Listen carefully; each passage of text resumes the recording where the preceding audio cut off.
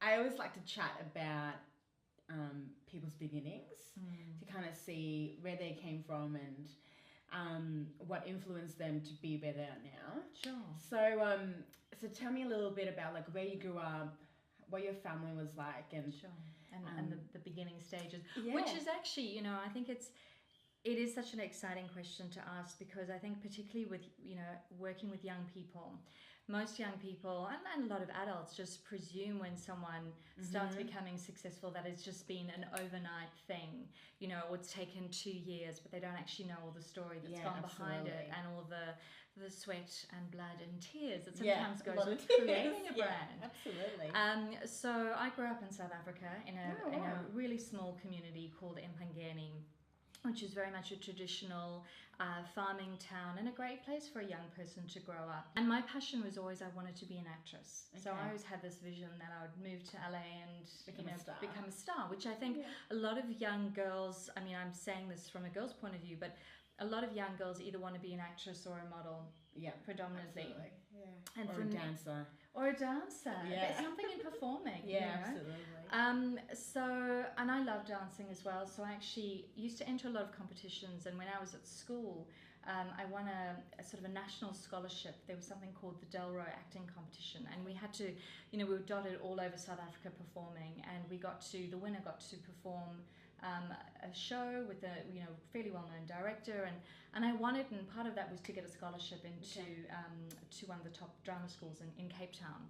So my background was that, and I think when I actually started working in the industry, I loved it, but I realized how difficult the industry actually was, and so that sort of forced me to work in a modeling agency part-time just to bring in a little bit of extra money and feed myself.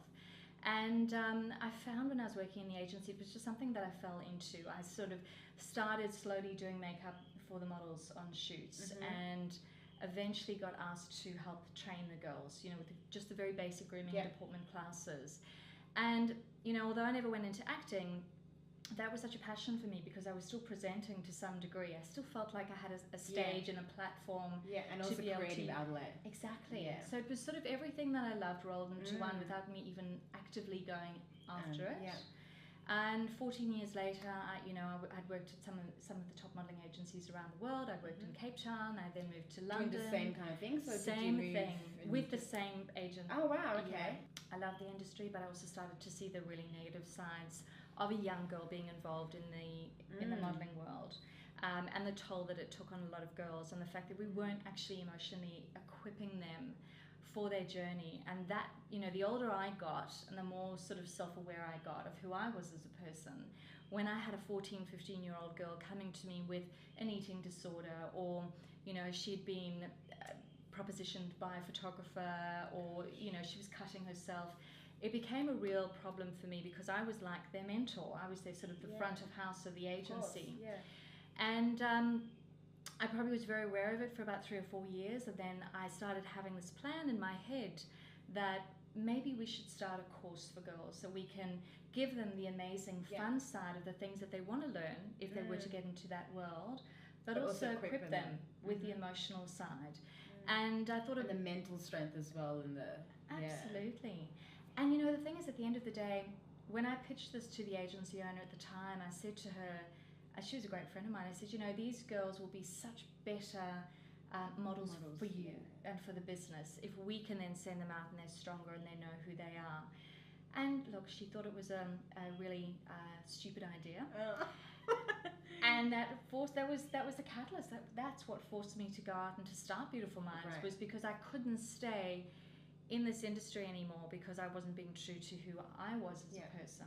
You know, you think about it, I didn't know how I was going to start this business. I didn't have the money. I just knew I wanted to do it, and I just got it done. Yeah, amazing. And now you're here, how many years later? 9.5 years later. I need a cake or something. Yeah.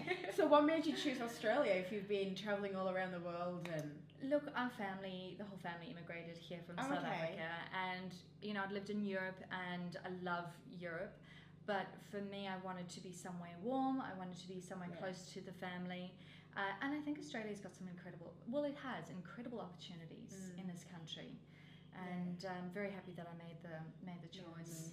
What do you think, or what have you felt is the best results out of the course? Like, what have people been coming to you and saying to you, you know, Some this of has the helped me, stories, and yeah. Probably I had two stories that were really very touching. In the small courses that we run, our 2-day sort of signature program courses, we keep the classes very small, so to a group of 10 girls, because the whole reason is I want it to be a mentoring program for the girls, and I want them to stay in contact with myself and all the educators afterwards.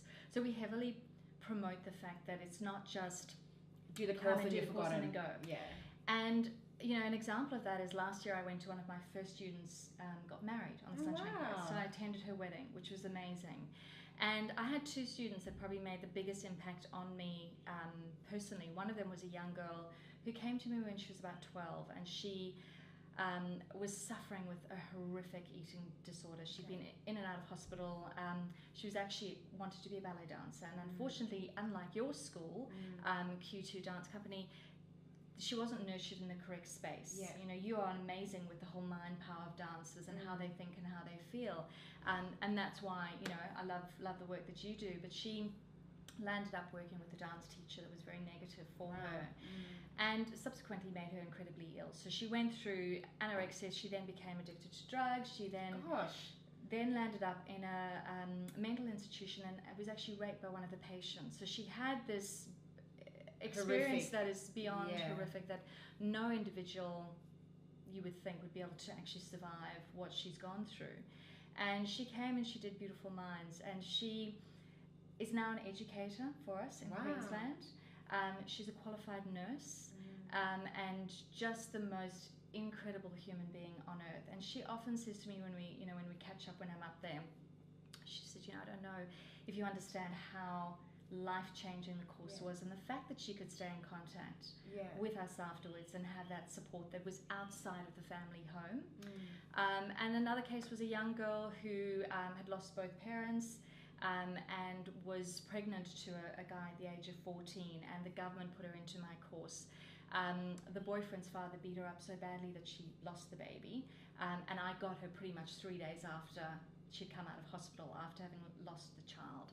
And again, she's now married, she's a mother, she's just incredible. And again, we have this wonderful relationship where she shares, you know, she turns around and she says, I remember when that educator said that and that and that to me, or when you told me that. And I don't remember saying it. But it was life-changing. It had an impact on her, and I think that's the most important thing. So you go to schools, and you educate them in schools as well? In schools as well. Yeah. So how hard was it to get into schools? Because obviously you're dealing with the government and you're dealing with all the red tape.